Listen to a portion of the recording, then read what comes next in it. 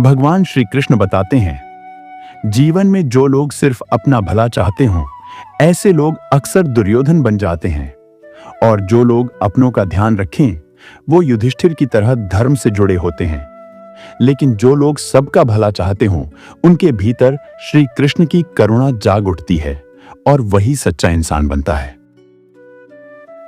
हमारे जीवन का शक उस अंधेरे की तरह होता है जो प्रेम के दीप को बुझा देता है। चरित्र ऐसी सुगंध होती है जो बिना कहे सब तक पहुंच जाती है। मौन वो दवा है जो घावों को शांति से भरती है, और अहंकार वो आग है जो आत्मा को धीरे धीरे राख कर देती है। यही अटल सत्य है। आपके जीवन में जब कोई देखने वाला इंसान भी चुप हो जाए, सुनने वाला मौन हो जाए और सहने वाला कुछ ना बोले, तब आप समझ लीजिए कि अब यह प्रसंग संसार के न्याय से ऊपर उठकर उस सत्ता के सामने जा चुका है, जहां न्याय समय नहीं करता, सिर्फ सत्य करता है। हमारे जीवन के कुछ लोग हमारी जीवन की एक झलक देखकर पूरी किताब लिख देते हैं, क्योंकि वो हमारे अनुभव नहीं बल्कि हमारी चुप्पी को पढ़ते हैं। और जो लोग खुद के भीतर की गहराई को पढ़ नहीं पाते, वो दूसरों को अक्सर गलत समझते हैं। जीवन के कुछ कमजोर लोग बदला लेकर खुद को थका देते हैं, और कुछ मजबूत लोग क्षमा देकर आत्मा को हल्का कर लेते हैं। लेकिन जो लोग ये जानते हैं कि ये सब माया है, वो बस मौन होकर संसार की लीला को देखते हैं। और यही इस जीवन का सच्चा संतुलन है। ईश्वर ने हमें जीवन दिया था अनुभूति के लिए, लेकिन हमने उस जीवन को प्रसिद्धि की दौड़ में ही खो दिया। लेकिन जब ये समझ आया कि जीना क्या होता है, तब समय शांत होकर दूर खड़ा देख रहा था, और हम बस पछतावे की सांसों में यहीं खड़े थे। यही अटल सत्य है। जीवन के हर बुरे समय का भी एक दिन अंत आता है। जैसे हर अंधेरी रात के बाद सुबह होती है, वैसे ही जीवन की हर पीड़ा सिर्फ सहने के लिए ही आती है। इसलिए बस आप ये विश्वास रखो कि आपके जीवन का बुरा समय एक दिन जरूर गुजर जाएगा। हमारे जीवन का सच्चा मित्र तो वो होता है जो हमारे मौन को भी समझ ले। जैसे हमारे हाथ पर चोट लगे तो हमारी आंखें रो पड़ती हैं, और अगर आंखें नम हों तो हमारे हाथ उन्हें पोंछ देता है। यही मित्रता हमारी आत्मा से जुड़ी होती है, क्योंकि ये शब्दों से नहीं, सिर्फ भावों से निभती है। आपका सिर्फ सांसें लेना ही आपका जीवन नहीं होता। जब तक आपकी आंखों में कोई सपना ना हो और दिल में कोई दिशा ना हो, तब तक आपका जीवन केवल बीत रहा होता है। आपका असली जीवन तो तब शुरू होता है जब आपके भीतर कोई अच्छा उद्देश्य जन्म लेता है। जीवन में जिस इंसान की सोच में शुभता होती है, उसकी वाणी में मिठास और कर्मों में उजाला भी होता है। क्योंकि ये जीवन कोई सीधी रेखा नहीं होती, बल्कि एक वृत्त होती है जो हर भाव और हर कर्म को घुमाकर वापस वहीं लौट आती है। इसलिए आप जो बोओगे वही काटोगे। यही इस सृष्टि का अटूट नियम है। अपने जीवन में हमें दुख तो अपना बड़ा लगता है और सुख दूसरों का भारी लगता है। यही हमारे मन का भ्रम होता है। लेकिन जब यह समझ आता है कि हर इंसान अपनी लड़ाई में लगा होता है, तब तुलना मिट जाती है और करुणा जन्म लेती है। कोई फूल अगर अपनी डाली से टूट जाए तो फिर वो लौट नहीं सकता, लेकिन डाली अगर भीतर से मजबूत हो तो वो फिर से नया फूल खिला सकती है।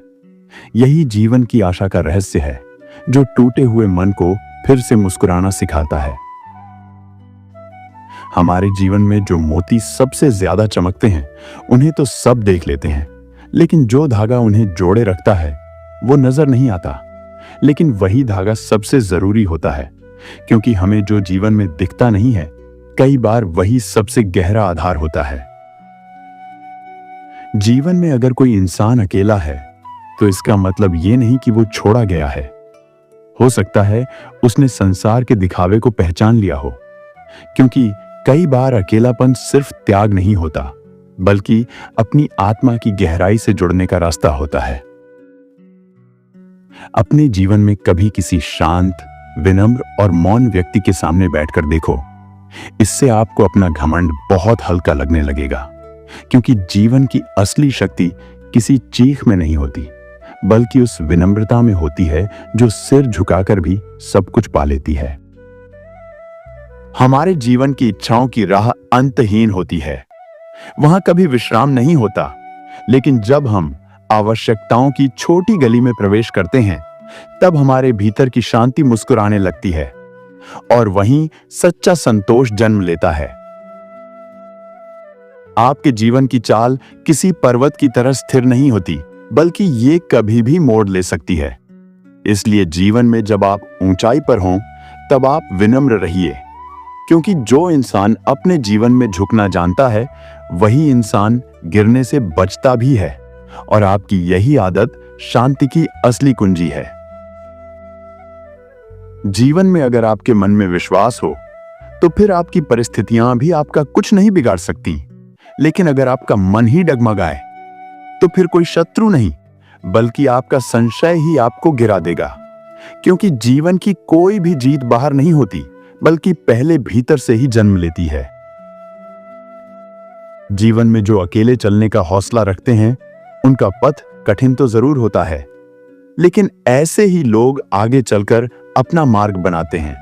और जिस दिन कोई इंसान अपने स्वरूप को पहचान लेता है, फिर उस दिन उसके लिए इस संसार की पहचान व्यर्थ हो जाती है। अपने जीवन में जिसे हम पाना चाहते हैं, वो अक्सर हमारे जीवन से दूर चला जाता है, और जो हमारे पास होता है वो हमें दिखता ही नहीं।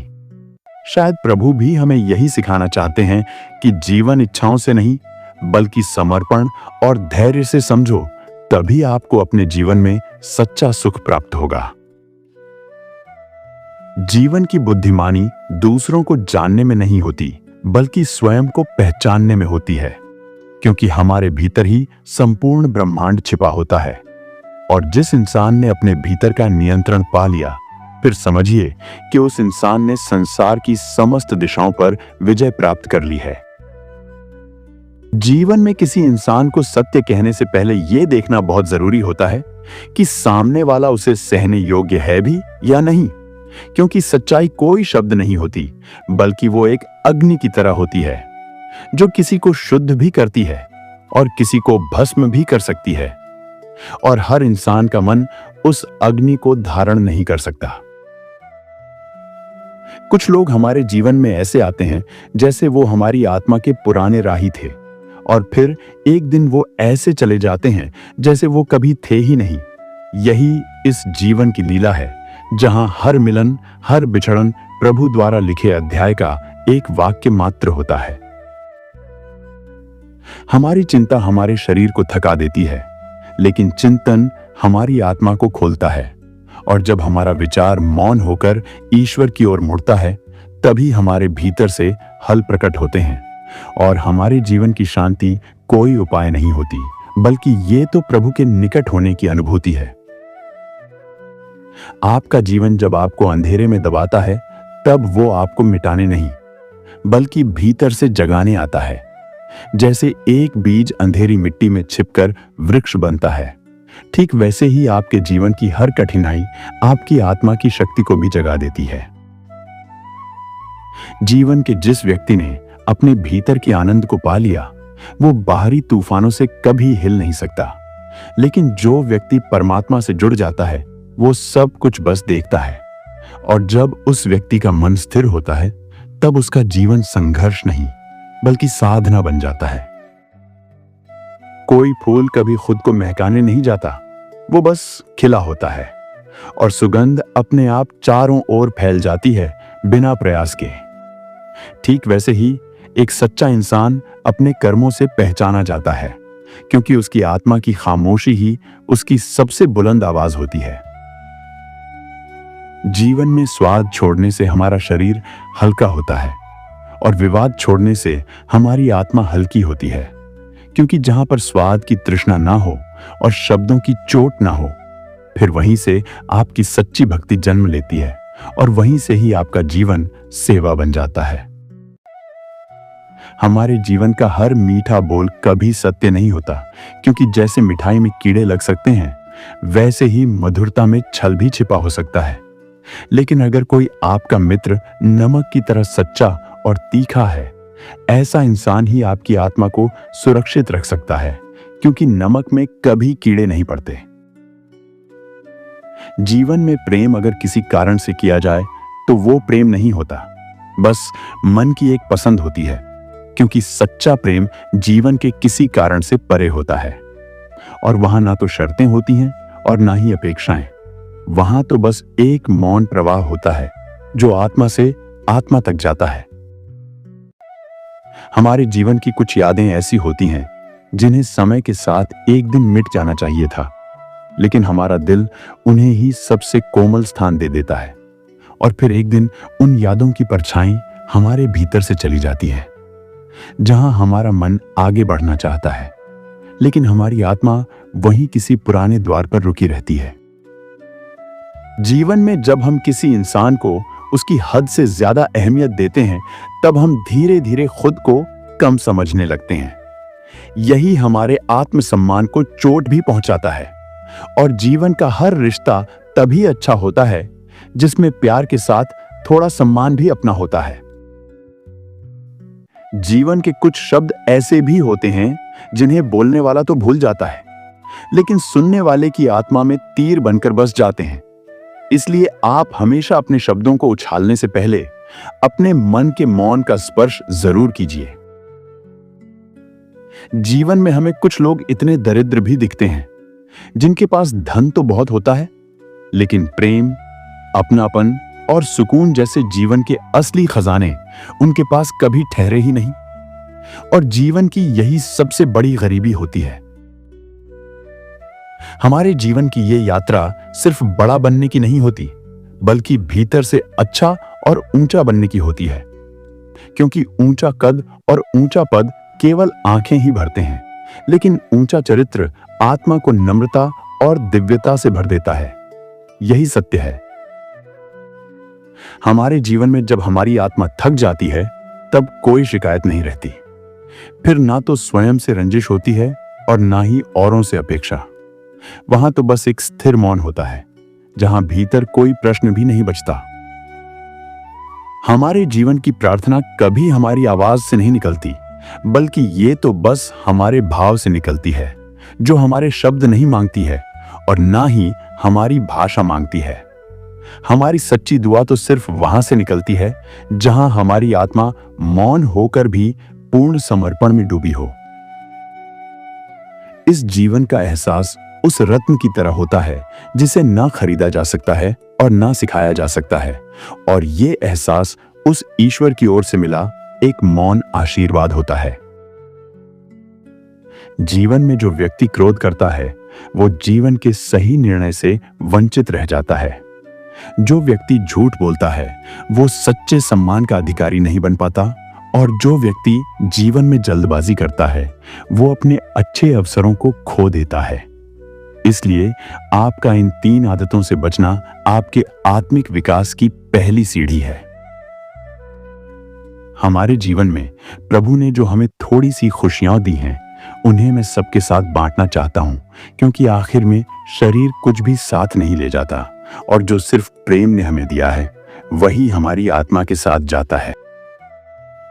जीवन में जब आप किसी और इंसान के रास्ते से कांटे हटाते हो, तब ईश्वर आपके रास्ते पर फूल बिछा देते हैं।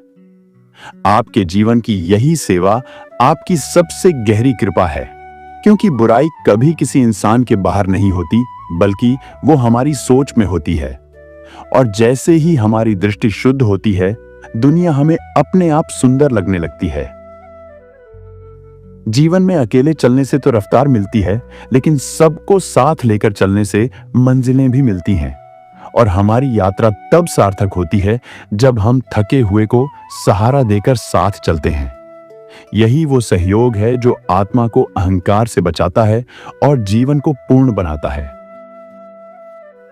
जीवन का गुजरा हुआ समय कभी लौट कर नहीं आता, लेकिन जीवन का आने वाला पल हमेशा हमारे संकल्प का परिणाम होता है। अगर आत्मा में विश्वास और भीतर हौसला हो, तो हर आने वाला क्षण सुंदर बन सकता है। और अंत में इस बात को हमेशा याद रखिए कि भगवान श्री कृष्ण बताते हैं कि श्मशान की राख हर बार यही कहती है कि इंसान ने पूरी जिंदगी दूसरों से जलने में गुजार दी और अंत में खुद भी राख बन गया।